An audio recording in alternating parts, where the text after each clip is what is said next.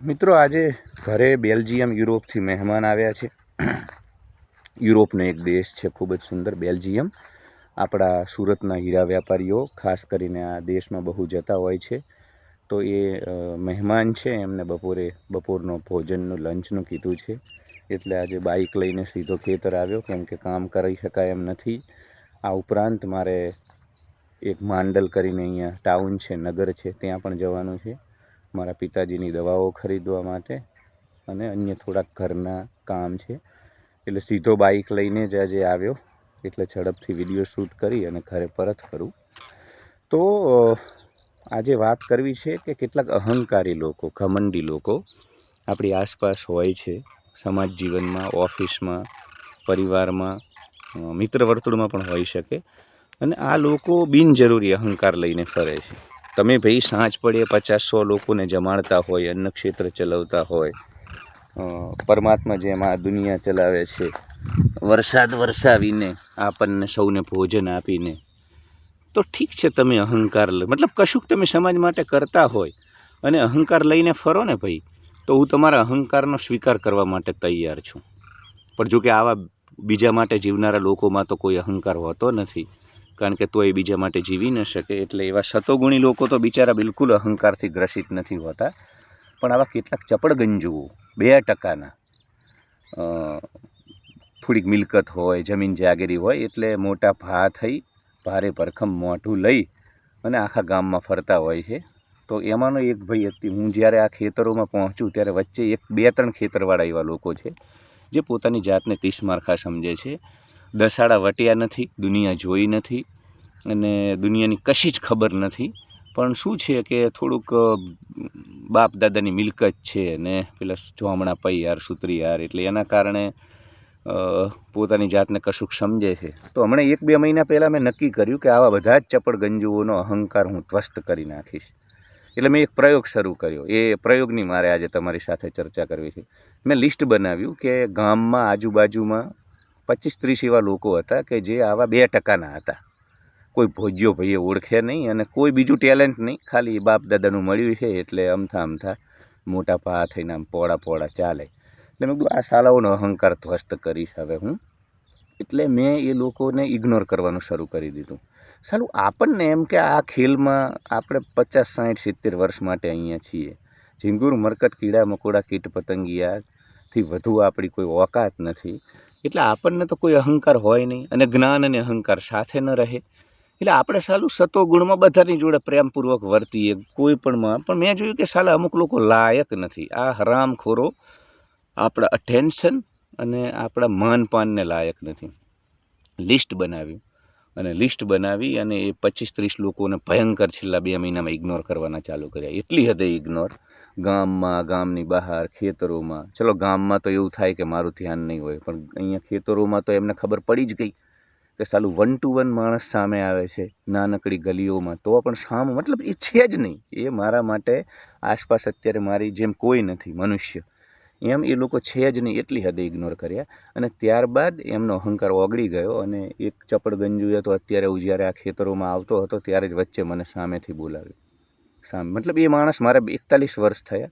41 વર્ષમાં માત્ર એના અહંકારના કારણે, એની સંપત્તિના કારણે મારી સાથે ક્યારેય વાત નહોતો કરતો. કોઈ દુશ્મનાવટ નહોતી, કશું નહોતું. પણ એ પોતાની જાતને 30 મારખા સમજે એવો તમોગુણી, રજોગુણી, તો પહેલેથી બોલ્યો. એટલે મને એમ થયું કે સાલું આ દુનિયા છે ને, સરળતા, સદગુણો, પ્રેમ, એને દયા, આ બધા ભાવોને માન જ નથી આપતી. તમે ધોકો લઈને ફરો, તમે અહંકાર લઈને ફરો, તો જ આ દુનિયા. કેમ કે એ માણસ 41 વર્ષ સુધી ન બોલ્યો, આજે પહેલી વખત બોલ્યો. કેમ કે સતત 2 મહિના. અને હું તો કહું છું, તમારે કોઈની સાથે દુશ્મનાવટ હોય ને, બદલો લેવો હોય ને, તો સૌથી મોટું હથિયાર છે ઇગ્નોર કરો. તમે તલવાર લઈ ધોકો લઈને પણ જેટલો બદલો ન લઈ શકો, કોઈને માનસિક રીતે ન તોડી શકો ને, એટલું તમે ઇગ્નોર કરો. એટલે સાહેબ માણસ તૂટી ગયો. એ 2 મહિનાથી ચક્કરે ચડ્યો, ચક્રાવે. સાલું કેમ? એટલે એનો અહંકાર ધ્વસ્ત થઈ ગયો. ઠીક છે, એ બોલાવે ન બોલાવે એ મહત્વપૂર્ણ નથી, એટલા માટે મેં આ નથી કર્યું. પણ યાર આવા બિનજરૂરી ઘણા લોકો હોય છે, ઓફિસમાં, પરિવારમાં, સમાજમાં, કુટુંબમાં, ગામમાં, સંબંધીઓમાં. અને બિનજરૂરી આપણે એ 2%ના કશું એમનામાં યોગ્યતા હોય અને આપણે સન્માન આપીએ. યોગ્યતા હોય, કદાચ થોડોક અહંકાર રાખે તો સહન કરી લઈએ. પણ યોગ્યતાવાળો માણસ તો મેં કહ્યું ને કે અહંકાર અને જ્ઞાન સાથે ન રહી શકે, એટલે જ્ઞાની તો નિર્મળ થઈ જાય, અહંકાર રહિત થઈ જાય. શરીર સાથે, નામ, જાતિ, સંપત્તિ સાથે કોઈ પણ પ્રકારની એનું જોડાણ ન હોય, એ બધી વસ્તુ એના મન ઉપર ચીટકી ન ગઈ હોય, એટલે એવા લોકો તો અહંકાર નથી રાખતા. તો આના વિશે થોડી વાત કરવી છે, પણ એ પહેલાં આપ સૌ મારા પરિવારજનોને મારી વિનંતી છે કે મારા યુટ્યુબ ચેનલને આ સબસ્ક્રાઈબ કરો, ઘંટડી ઓન કરો નવા વિડીયો માટે. નીચે હાઈપ બટન જોવા મળે તો ત્યાં પ્રેસ કરી મને સ્કોર આપો. યુટ્યુબે મારા જેવા નાના જે કીડા મકોડાઓ છે યુટ્યુબ પર, નાના ક્રિએટર, એ લોકોને સહયોગ કરવા માટે આ હાઈપનું બટન વિકસાવ્યું છે. તો તમે મને સ્કોર આપી મદદ કરી શકો છો. મારા વિડીયો સારા લાગે તો ફ્રેન્ડ્સ ફેમિલી ગ્રુપમાં શેર કરો. આ બધું કરી અને મને સહયોગ કરો. દર બુધવારે બપોરે 1 વાગે અને રવિવારે, આજે રવિવાર છે પણ આ વિડીયો કદાચ તમારા સુધી 2-3 દિવસ પછી પહોંચશે, પણ તમને ખાલી કહી રાખું, દર બુધવારે અને રવિવારે બપોરે 1 વાગે હું લાઈવ આવું છું. તો એ લાઈવ જોઈન કરો. દર બુધવારે, રવિવારે 1 વાગે. તો એ લાઈવમાં આપણે સંવાદ કરીએ છીએ. તમારા કોઈ પ્રશ્નો હોય, મારે કંઈ તમારી પાસેથી જાણવું હોય તો આદાન પ્રદાન કરીએ. તો મિત્રો, આ પ્રકારના લોકો સંસારમાં શ્રીમદ ભગવદ્ ગીતા અનુસાર 3 પ્રકારના લોકો છે: સતોગુણી, રજોગુણી, તમોગુણી. મીરાબાઈ સતોગુણી હતા. મહેલમાં સતત ષડયંત્ર ચાલતા હતા. એટલે ગોસ્વામી તુલસીદાસને પત્ર લખ્યો કે હું સ્વામી શું કરું, કંટાળી છું, આ લોકો કૃષ્ણ ભક્તિ નથી કરવા દેતા. એટલે ગોસ્વામી તુલસીદાસજીએ કીધું કે તમે મહેલ છોડી વૃંદાવન આવતા રહો, કેમ કે આ તમોગુણી નહીં સમજે. અને એમને સ્પષ્ટ કીધું કે રજો અને તમો સાથે સંપૂર્ણ સતોગુણી માણસ ન રહી શકે.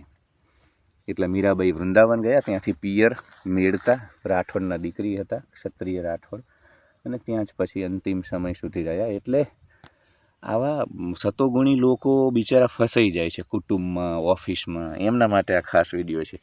તો તમારે છે ને, મેં કહ્યું એમ પ્રયોગ કરવાનો છે. ઓફિસમાં બધે આવા લોકો હોય. જો મેં કહ્યું કે મારા માટે મહત્વપૂર્ણ નથી આ 2% લોકો મને બોલાવે ન બોલાવે, એટલે મેં આ પ્રયોગ નથી કર્યો.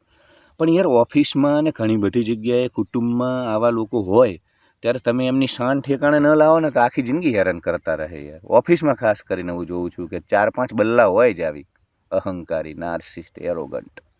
હું જ મોટો 30 માળખાનો, હું જ આખી દુનિયા જાણે ચલાવું છું. ગાડા નીચે કૂતરું ચાલે ને કૂતરું જે અનુભવ કરતું ને કે હું ગાડું ચલાવું, એવા પ્રકારના 2%ના લોકો. ચા કરતાં કેટલી ગરમ. એટલે આ લોકોની શાન ઠેકાણે લાવવા માટે થઈ અને તમે બિલકુલ 2-3 મહિના એમનું અસ્તિત્વની કોઈ નોંધ નહીં, કોઈ, એ હલબલી જશે. કારણ કે મેં જોયું, તમે ધોકો લઈ, તલવાર લઈ અને પણ માણસને જેટલો હલાવી ન શકો ને એટલો ઇગ્નોર કરો ને. સાયકોલોજી છે ભાઈ, મનોવિજ્ઞાન છે. તમે જેટલા લોકોને વધુ ભાવ આપશો, જેટલા અવેલેબલ રહેશો, પેલી કહેવત તો એટલે આવીને, નમન નાદાન બહોત નમન નાદાન. એટલે આવા લોકોને બિલકુલ એમ આમ બાજુમાંથી નીકળે ને તો જાણે છે જ નહીં. મેં કહ્યું ને કે અહીંયા આજુબાજુ અત્યારે કોઈ નથી, એ જ પ્રકારે હોય તોય નથી, એ પ્રકારે ઇગ્નોર કરવાના. બિલકુલ આંખથી આંખ નહીં મિલાવવાની, સામું નહીં જોવાનું. પછી તમે જોજો 1-2 મહિને સાલા એમનો અહંકાર ઓગળી જશે. અને ખાસ કરીને ઓફિસોમાં આવા જેટલા લોકો હોય ને એનું લિસ્ટ બનાવો. ઓફિસ કે કામની જગ્યાએ જ્યાં તમારે રોજ 10 કલાક આવા ચપળગંજુઓ 2%ના ક્ષુલ્લક લોકો સાથે રહેવાનું છે, તો એમનું લિસ્ટ બનાવો. એમને 1 by 1 ટાર્ગેટ કરો અને તમે 1 by 1 એ લોકોને મતલબ ઇગ્નોર કરવાનું શરૂ કરશો. એટલે તમે જુઓ કે તમને હેરાન પરેશાન કરતાં બંધ થઈ જશે. જરૂર પડે આંખ દેખાડો, નહીં તો આ લોકો અટકશે નહીં. એટલે આ એક્સપેરિમેન્ટ કરવું બહુ જરૂરી છે કે આવા લોકોને બિલકુલ ઇગ્નોર કરી દો, એમના અસ્તિત્વની નોંધ ન લેશો. કેમ કે એ 2%ના લોકોને કોઈ અધિકાર નથી ભાઈ અહંકાર લઈને ફરવાનો. એ જે હોય એમના કરે. બીજું, રિલેશનશિપમાં પણ છોકરા છોકરીઓમાં પણ મેં જોયું કે ઘણા બધા છોકરા બહુ બકું ચીકું દીકું કરતા હોય અને અવેલેબલ થઈ જતા હોય. છોકરીઓની મતલબ સરળ હોય પ્રકૃતિના, એટલે ભાવ ને, એટલે તો એ છોકરાઓ પ્રત્યે પણ છોકરીઓ આકર્ષણ ગુમાવે છે. આવા છોકરાઓને ઇગ્નોર કરવાનું શરૂ કરી દે છે. એટલે કોઈ પણ જગ્યાએ બહોત નમન નાદાન જ છે ભાઈ. આ સમાજ છે ને, એ તમે જોજો, ગામમાં ઝઘડાઓ હોય તો ખોટો માણસ હશે પણ શક્તિશાળી હશે, અહંકારી હશે, તો એને સપોર્ટ વધુ કરશે. સારા, સરળ, સાચા લોકોને નહીં. એટલે માહોલ વર્ષ 2025માં એવો છે. મૂડીવાદી વ્યવસ્થાઓમાં લોકો એવા રજો અને તમો, સતોગુણી તો કોઈ છે જ નહીં. આ પંથ સંપ્રદાયવાળા મોટી વાતો કરે છે ને, એ બધા રજો ને તમો જ છે. સતોગુણમાં કોઈ લગભગ બહુ રેર કેસમાં ઓછા લોકો હોય. એટલે બહુ જરૂરી છે આવા કીડા મકોડાઓની વચ્ચે એમના અસ્તિત્વની નોંધ ન લીધા વિના એમને મતલબ ઇગ્નોર કરી અને શાન ઠેકાણે, કારણ ઘણું બધું સરળ થઈ જાય. ઓફિસમાં પણ મેં જોયું કે આવા લોકોને તમે ઇગ્નોર કરો, જરૂર પડે થોડો જવાબ આપી દો તો તમારું જીવન સરળ. નહીં તો આ લોકો તમારો આત્મવિશ્વાસ ખતમ કરે યાર, તમારી સેલ્ફ એસ્ટીમ, આત્મબળને. અને ઠીક છે મેં કહ્યું કે એ લોકો બોલાવે ન બોલાવે એટલા માટે નહીં, પણ તમે આવા લોકોને એક વખત પરાસ્ત કરો ને, તમારો પોતાનો આત્મવિશ્વાસ ને આત્મબળ પણ વધે. મેં કહ્યું એમ પેલા ચપળ ગંજુએ અત્યારે મને સામેથી બોલાવ્યો તો મને પોતાને થયું કે સાલું આ પ્રયોગ કામ કરી ગયો. તમે પોતે બહુ આમ એકદમ આત્મવિશ્વાસનો અનુભવ કરવા લાગો. નહીં તો આ સમાજ પડે તમારો આત્મવિશ્વાસને મન તોડવામાં કોઈ કસર બાકી રાખશે નહીં. એટલે મહેરબાની કરીને આ પ્રયોગ તમારે કરવો પડશે અને સહયોગ કરો, સપોર્ટ કરો. આજે આટલું જ, મારે ટાઉન જવું છે, ઘરે મહેમાન છે, તો ફરી કાલે વાત કરીશું. Love you all. Like, share and subscribe.